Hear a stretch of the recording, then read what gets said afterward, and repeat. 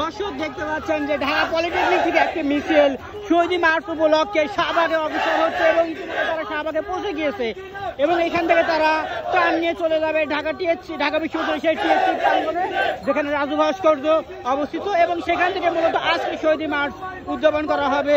বিশেষ করে গণ অভ্যুত্থানের বিজয় উল্লাসের 1 মাস পরিপূর্ণ হওয়াতে শহীদদের স্মরণে আজকে কিন্তু শহীদ মার্চ পালন করা হবে এবং শহীদ মার্চ পালন করার জন্য তারা কিন্তু ইতিমধ্যে তারা উপস্থিত হয়েছে এবং দেখতে পাচ্ছেন যে তারা কিন্তু ইতিমধ্যে টিএসসির দিকে টান নিচ্ছে, আপনারা দেখতে পাচ্ছেন। ঠিক এটি কিন্তু ঢাকা পলিটেকনিকের হাজার হাজার স্টুডেন্ট এখানে কিন্তু ঠিক টিএসসির দিকে অগ্রসর হচ্ছে, কেন আজকে শহীদ মার্চ হিসেবে যে আজকের যে প্রোগ্রাম হয়েছে সেই প্রোগ্রামটি উদযাপন করতে।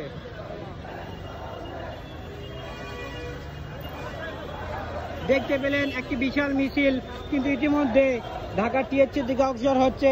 বিশেষ করে মিছিলটি কিন্তু শহীদ মার্চ উদযাপন করতে ঢাকা পলিটেকনিক থেকে এসেছে।